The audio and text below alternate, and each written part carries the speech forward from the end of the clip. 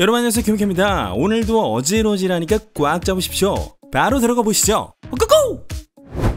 하와이 호놀룰루 태생의 배우인 아쿠아맨 제이슨 모모아가 산불이 계속되고 있는 마우이 섬에 여행을 오지 말라는 호소를 했네요. 얼마 전 제이슨은 인스타그램에 이런 영상을 올리며 마우이는 지금 휴가를 보낼 만한 곳이 아닙니다. 마우이에 여행을 오지 마세요. 이렇게 고통받는 섬에서 자신의 존재가 필요하다고 생각하지 마세요. 라고 말했는데요.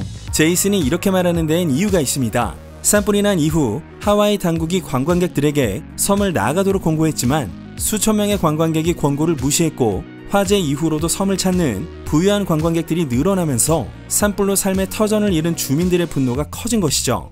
그래서 제이슨은 마우이 주민들을 위해 이 영상을 올렸고 이어서 불타버린 마우이의 해안 지역을 비추는 비통한 영상을 업데이트하기도 했습니다.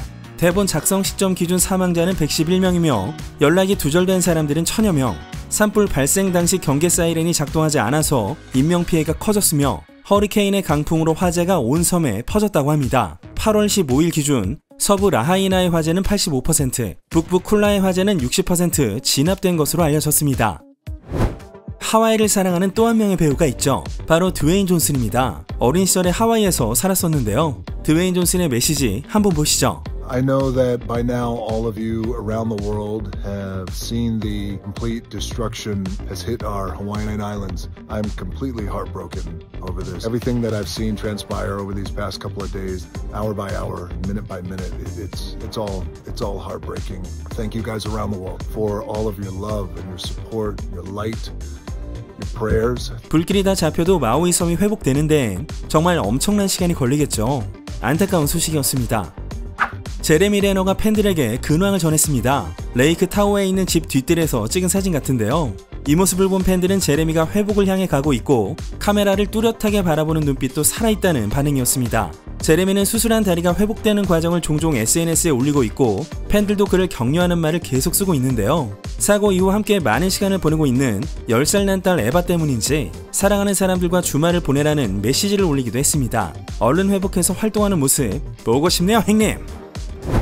드라마 섹스 앤 더 시티, 앤 저스트 라이크 댓의 미스터 빅녀 크리스 노스.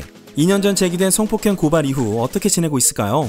얼마 전 크리스는 USA 투데이와의 인터뷰에서 내가 한 나쁜 일이라곤 11년간 함께 산 아내 타라 윌슨을 배신한 것뿐이다. 그건 아내를 때려 눕히는 것과 같았지만 범죄는 아니었다. 라고 말했습니다. 크리스와 타라는 10년 이상 사귀다 2012년에 결혼식을 올렸고 아직 이혼은 하지 않았죠.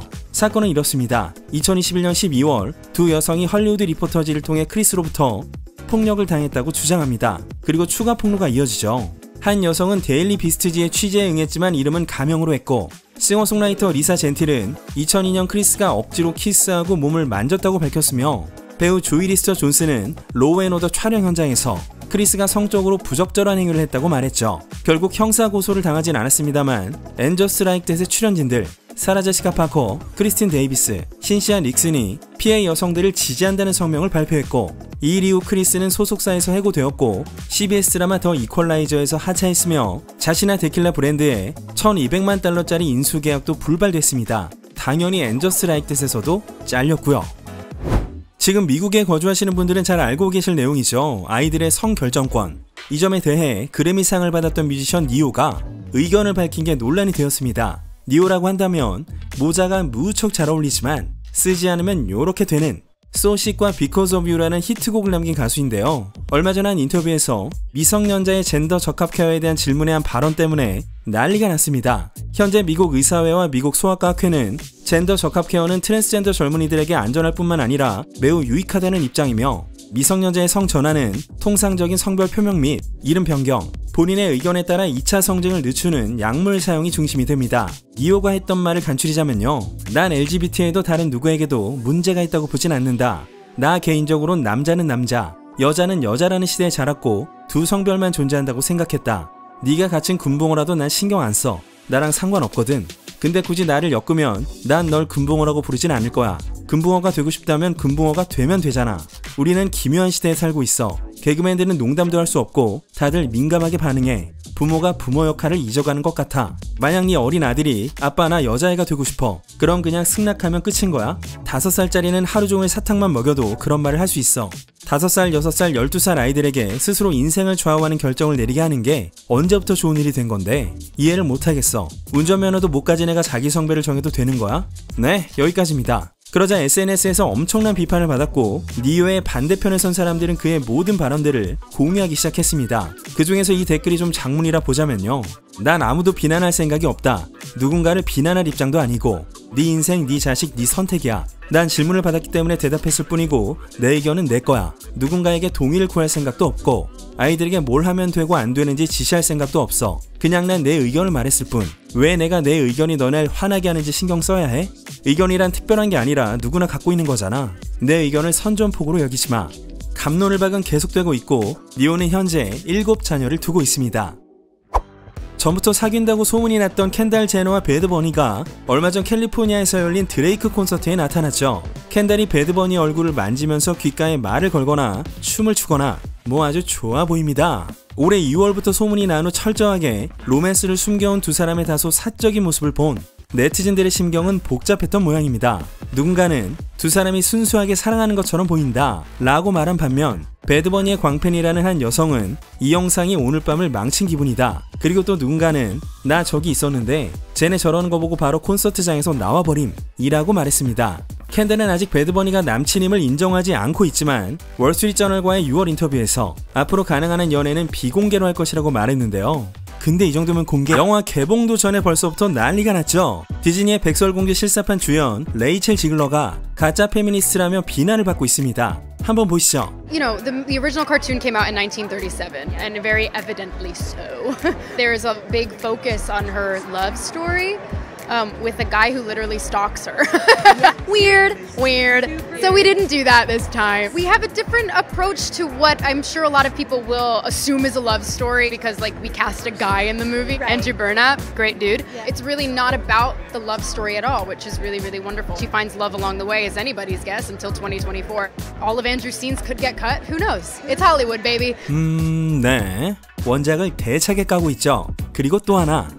I just mean that it's no longer 1937. He absolutely wrote a Snow White. She's not going to be saved by the prince. She's not going to be saved by the prince, and she's not going to be dreaming about true love, dreaming about becoming the leader she knows she can be. 이 영상이 한 틱톡 유저가 비판 영상을 올려서 1000만 뷰가 넘어버립니다. 여성은 각자 좋아하는 걸 추구할 권리가 있다. 그걸 레이첼이 인정하지 않고 있는 거다. 가치관이 다르다고 가치가 떨어지는 게 아니지 않나. 결혼이 아니라 경력을 바라는 여성도 있고 일이 아니라 결혼이나 가정을 바라는 여성도 있는 거지. 디즈니 프린세스의 가짜 페미니즘에 대해 박사 논문도 쓸 수 있을 것 같다. 연애하고 싶고 결혼하고 싶고 가정을 꾸리고 싶다는 건 반페미니스트가 아니며 레이첼은 진정한 페미니스트가 아니다 라는 내용이었습니다.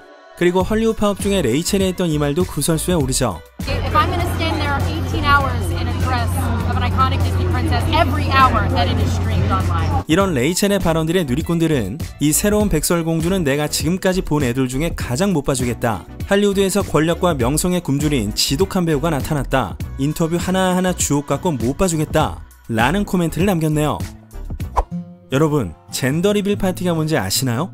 부부가 아이를 임신하면 성별이 적힌 종이를 봉투에 넣은 뒤 가족이나 친구에게 전달해주고 파티를 열어 거기서 아이의 성별을 알려주는 파티인데요. 아델이 라스베가스 레지던스 공연장에서 관객으로 온 부부의 젠더 리빌을 직접 해줘서 화제입니다. 한번 보시죠. Where have you guys come from tonight? From New York. Chantel and Chris are having a baby. I've never done this. Oh my god, I think it's like from a doctor. Honored that you are willing to do this for us. We've known since 12 weeks. You have been waiting for this moment. 아델이 바닥에 앉죠. 분위기가 무르익고요. 봉투를 뜯더니 Chantel and Chris are having a baby. 막 안아주는데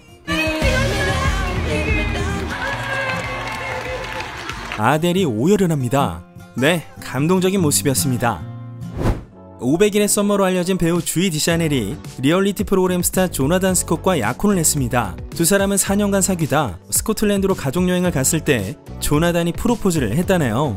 가족여행인 이유는 주이의 8살 난 딸 엘시와 6살 난 아들 찰리가 함께 있었기 때문입니다. 두 사람이 처음 만난 건 2019년 8월 제임스 코든의 카풀 가라오케였죠. 축하요.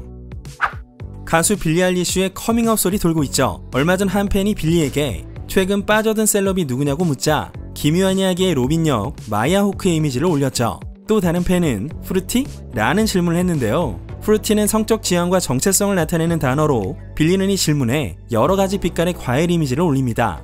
빌리의 커밍아웃설은 이번이 처음이 아닌데요. 어린 시절 사라 미셸 갤러를 좋아했었다고 밝혔고 2021년에 러스트 코즈의 뮤비를 내고 인스타에서 난 소녀들을 사랑한다는 발언을 한 바 있습니다. 팬들 사이에선 공언하지 않은 걸 사실로 단정하는 게 무례 아닌가 라는 반응도 있지만 빌리는 서서히 본인의 성적 지향을 표현해왔다는 그런 의견도 있었네요. 브리트니 스피어스와 피트니스 트레이너 겸 모델 샘 아스가리가 깨졌습니다. 두 사람은 브리트니가 2016년에 발매한 앨범 글로리의 수록곡 슬럼버 파티의 뮤비 촬영장에서 만나 사귀게 되었고 2021년 9월 약혼, 다음해 6월 결혼식을 올렸습니다. 두 사람이 헤어진 이유는 브리트니의 바람기로 인한 싸움 때문이며 샘이 조만간 이혼을 신청할 거라고 알려졌는데요. 브리트니의 바람기를 의심한 샘과 브리트니가 심하게 다퉜고 샘은 브리트니의 집에서 나와 자기 집에서 살고 있으며 몇 달 전부터 부부 사이에 심각한 문제가 있었다고 합니다. 브리트니는 올해 5월 샘과의 불화설이 있을 때 샘과 안고 키스하는 모습을 공유하며 결혼 생활이 순조롭다는 어필을 한 바 있었죠. 그리고 샘은 지금 브리트니에게 혼전 계약서에 쓰여 있는 그 이상의 금액을 달라고 요구하고 있으며 만약 주지 않으면 브리트니의 수치스러운 정보를 공개하겠다고 협박하는 중이라는 게 밝혀졌습니다. 원래 줄 금액이 얼마이고 샘이 요구한 금액이 얼마인지는 알려져 있진 않지만 브리트니 담당 매니지먼트 팀은 이건 공갈 협박이며 절대 주지 않겠다는 입장. 이 혼전 계약서가 브리트니에게만 유리하게 쓰여졌다는 사실도 공개가 됐죠. 이런저런 일 이후 브리트니가 변호사로 누굴 고용하느냐? 주간 기무캐를 오래 시청하신 캐청자 여러분들이시라면 다들 알고 계실 헐리우드 이혼계의 레전설 로라 와셔입니다. 어지간한 셀럽들이 이혼할 때 재산 또는 양육권으로 골치가 아프면 찾게 되는 진짜 선수 로라가 등판한 건데요. 브리트니는 더 이상 결혼 반지를 끼지 않고 외출을 나서기 시작했고 샘은 이미 앞서 4월부터 결혼 반지를 끼지 않고 있었습니다. 샘도 슬슬 반격을 시작합니다. 바로 브리트니의 폭행 의혹인데요.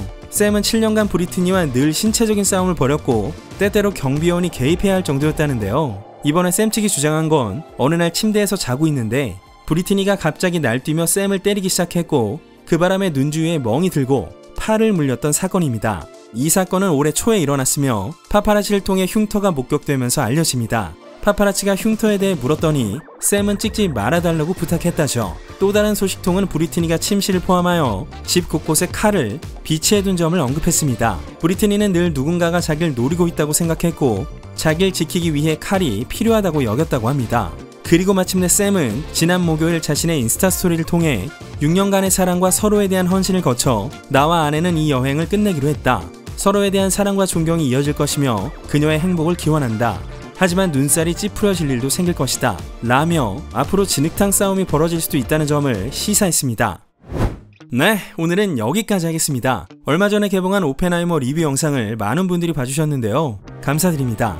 영상에서 이벤트도 하고 있고 영화에 대한 길잡이 같은 내용으로 꾸려져 있으니까요. 우측 상단 링크를 통해 감상해주시면 감사하겠습니다.